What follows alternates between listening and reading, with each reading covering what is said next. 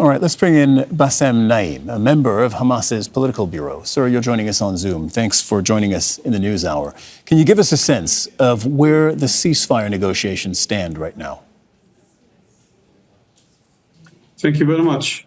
We have received a few days before the last brutal aggression against our people in the Gaza Strip, a new American proposal from Mr. Witkoff through the mediators, talking about a bridging proposal to release some prisoners in exchange for returning back to the conditions of the first phase, which means temporary ceasefire, opening the borders, allowing the humanitarian aid to get in, and the second, to engage in the negotiations of the second phase. We were up to the last hour before the aggression, we were engaged in these negotiations, and we were near to make a breakthrough in that case. Unfortunately, Netanyahu, for his internal political calculations to get the right radical groups behind him, supporting him in the budget affair, he decided to go the other way to launch the war against Gazans. Now, during the last 2 days, despite of this brutal aggression, the contacts with the mediators and through them with the Americans continue to. Sir, you said you were on the cusp of a breakthrough in these talks. To reach a final proposal, and I think we have done good steps forward towards reaching this proposal. You've told us that you were on the cusp of a breakthrough in these ceasefire talks. What could that breakthrough have looked like?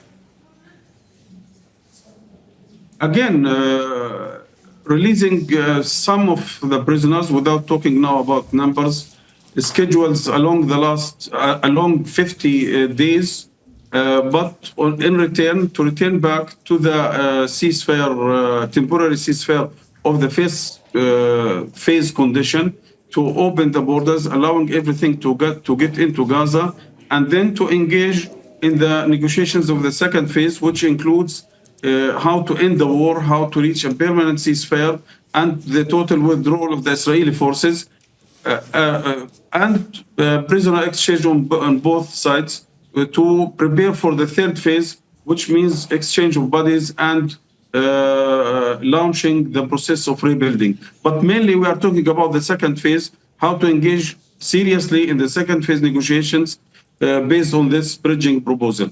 Okay, so I want to make sure I understand this correctly. Over a period of 50 days, this is what was in play, and you're saying that you were close to the finish line on this.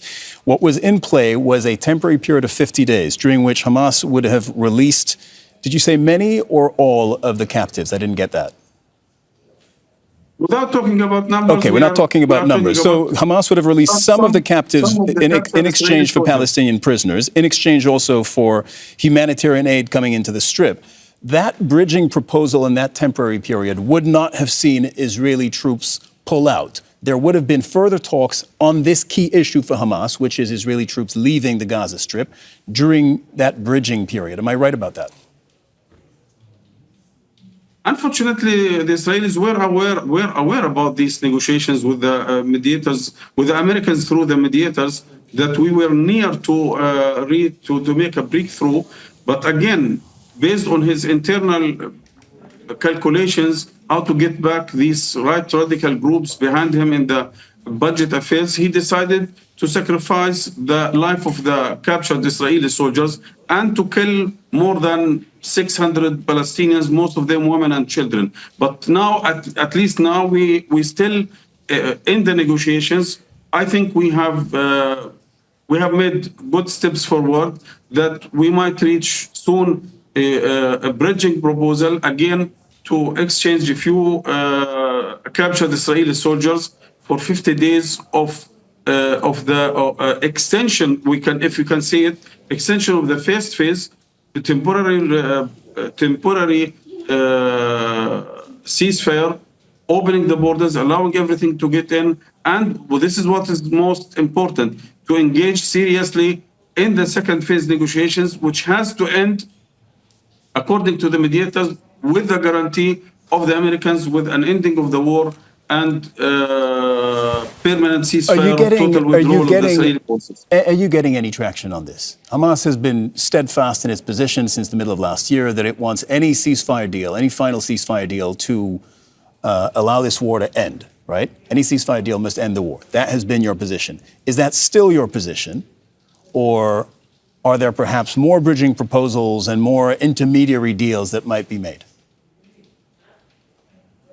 No, I think we are not ready to go in such dirty games of Netanyahu, these radical groups. We are talking seriously about negotiations, regardless 2 phases, 3 phases. But the main goal is how to end the war, how to reach a permanent ceasefire and total withdrawal of the Israeli forces from the Gaza Strip, and in return to exchange prisoners on both sides. It seems clear from the outside looking in that the mediator, there's US, Egypt, and Qatar, right? And that the mediator here, which needs convincing and which needs bringing on side, is the US, Donald Trump and his envoy, Mr Witkoff. I'm wondering, what is Hamas saying to the Americans now? And does it differ in any way from what Hamas was saying to American mediators previously, before Donald Trump? Unfortunately, if we talk about realpolitik, this is the reality of today American politics. The Americans were involved for months in these negotiations that led us to sign the agreement on January 17th. And even the current administration in the last few days, they were directly involved in the negotiations, and therefore they are mediators and guarantors. Therefore, it is very surprisingly and very shocking for us, unfortunately, that the Americans, they have given Netanyahu the green light to go for such a brutal offensive against our people, to kill thousands or hundreds of our children and women and innocent civilians in order to fulfill the desires of Netanyahu to strengthen his position inside Israel and to exercise maybe some pressure on the Palestinians, on the resistance, on Hamas, to give up or to yield in the negotiations. But again, without being sure that this will lead to an end of the war, permanent ceasefire, total withdrawal, I think we cannot go with any kind of other bridging proposal or any other proposals. So you mentioned civilians killed. Israel launched intensive attacks 2 days ago, relaunched intensive attacks. More than 400 Palestinians have been killed since then. Among those, a majority have been women and children. In other words, innocent civilians. Does that give you pause? Does that change your negotiating stance alone? As Hamas, do you think you also have a responsibility to take a position here that is going to save the lives of Palestinians? I think we were all the time very positive and very cooperative in order to reach an end of this war. This is for the last months. But if they have declared goals to crush the resistance, to forceful displacement of the Palestinians from the Gaza Strip, and to retrieve the captured Israeli soldiers forcefully. What did yesterday the humanitarian workers, UN workers in Gaza have to do with all these negotiations? I think it is not about Hamas, it is not about the Palestinians. What has to do the killing and destruction of houses and forceful displacement of Palestinians in Jenin and Tulkarem in the negotiations? It is not about the Palestinians, it is not about Hamas. It is about declared proposals. Ben Gvir have a clear condition to join the government again. You have to go to launch the war again against the Gazans, against the Palestinians, in order to back up you in the budget. Therefore, it is not about us. Okay, well, sir, respectfully, let me offer a rebuttal here, respectfully. You say it's not about us, but it is. Of course that Hamas is in the center of this. And Israel says if Hamas leaves, we want Hamas out of the Gaza Strip, out of power, and to lay down their arms. If they're gone, then the fighting and the killing stops. And so that's the question I ask you. You know, as Hamas decides where it stands in these negotiations, what are the red lines, and what it is willing to give up. The question I'm asking you is that the cost paid by Palestinians is counted in human lives, right? More than the half of the 400 people who were killed just 2 days ago were women and children. So I'm asking you if that changes your calculus in the negotiations. This is a very important question, but first I have to remind you that the killing and destruction in Jenin has nothing to do with Hamas. Therefore, it is an Israeli plan since 2018, which was the so-called final solution plan to forceful displacements of all Palestinians towards Jordan or Egypt, and to change the status quo on the ground by annexation and so on and so on. It has nothing to do with our position. Second, when you talk about Hamas as a ruling government, I think we have already agreed on Egyptian proposal to give up the government immediately if the so-called social supporting committee is formed, which is already endorsed by the Egyptians, in the Arab summit, in the Islamic summit, and we have said we are already to hand it over, and they can come to run everything from A to Z, from Rafah to Beit Hanun, including the civil security. But if you talk about Hamas as an organization, Hamas is representing a vast majority of Palestinian people. Hamas is an elected government. Hamas is not a military wing. Hamas is a political movement, a resistance movement, an armed wing. Therefore, if you talk about Hamas as people, as vast majority of Palestinians represented through this, Hamas will not disappear. Hamas will stay in Gaza Strip, in the West Bank, in Jerusalem, and in the diaspora. But when it comes to running Gaza Strip, yes, we have said it not only during the negotiations, but even years before, in 2014 and 2017, we are ready to hand it over to any Palestinian body, a neutral government, a technocratic government, a unity government. Therefore, by the way, this has to be decided by the Palestinians. Why should the Israelis decide speaking of for deciding us by the Palestinians, as you know, the elections that saw the victory of Hamas were almost 20 years ago. So when you speak of the legitimacy of Hamas, it is rooted in an election that took place almost 2 decades ago.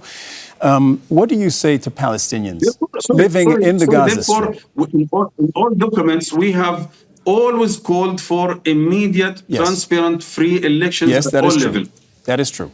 And I've interviewed you, I've spoken to you before, and you said that to me previously. That is true. What do you say to Palestinians who live in the Gaza Strip and are listening to you right now, listening to this interview, and they live homeless, they have lost members of their family, and they fear that the killing is only going to continue from here on in by Israel? What do you say to them?